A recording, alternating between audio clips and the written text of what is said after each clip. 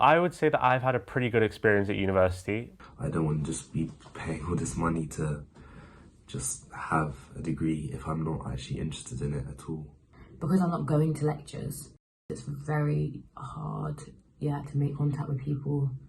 And especially with COVID, it's very difficult to sort of maintain friendships. Wanted to go to university to put off being an adult for a couple more years. I have an older sister, so she always told me it was like one of the best experiences of her life. Before I went to uni, I thought it wasn't for me. My mum just said to me, you have to go uni, you have to get a degree, obviously, because I come from an African background. So I didn't expect to do well, to be honest. There's the general feeling of just being slightly overwhelmed by information at the start of the year, and that's why I think it's good that they organise the second year mentors and stuff, because they assure you that as you get into the flow, it'll become a bit easier and you'll adjust. I also think just chatting to people on your course always reassures you, because you find out you're not the only one who's struggling. I know a lot of people just sort of freak out and stick it out a little bit and just sort of see everyone else is finding it tough and thinks, oh, this is just the tough thing that everyone's going through right now, and they sort of push through a little bit. I remember coming in and we were just given a talk that said it is harder than school. You're going to have to get used to that. And I think everyone's always like, oh, first year, it's a bit of a breeze, and I don't think I've quite felt that way. But I think I've still enjoyed it, and particularly sports and societies and stuff, that's been good to get involved in. The university really does push that agenda that being in society or a university community is an essential part of the university experience, and I do very much agree with that, because if it wasn't for dance society, my first year would have been so dry. It would have been dry, it would have been dull, and the university did help and support a lot, and also gave funding as well for special fees that some people couldn't pay. I'm in my second year now, and I think it's been exactly what I've expected.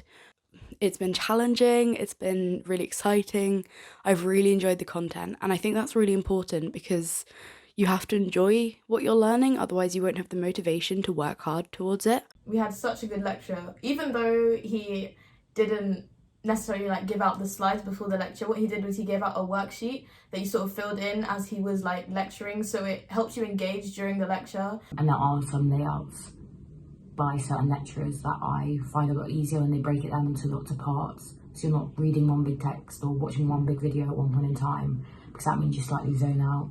So I think it does make a difference.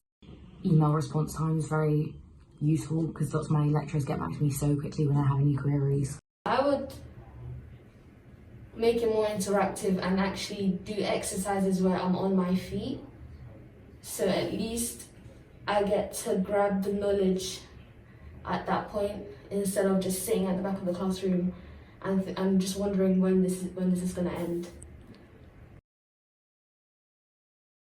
Yeah, again, the people you meet here, I think is what's going to make it okay, and also realising you don't have to do this, it's a choice, and therefore it should be something enjoyable, and if you're not enjoying it, then you can just leave.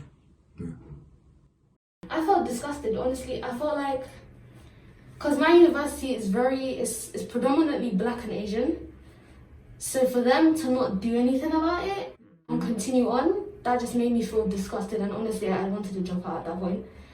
I felt unheard of, no one's listening. I noticed it's not just my class, there's been so many occasions where BAME students aren't heard, especially during the BLM movement and other movements. The only thing that keeps me going is the fact that I'm paying for this education. One of the major things personally that I would think stops people from dropping out would be supporting them and understanding what's going on in their lives and being able to offer accommodations for that. So whether it's taking a year off then coming back, or financial help, or counselling or therapy or things like that. So I think that's really, really important in keeping students in university, particularly disadvantaged students.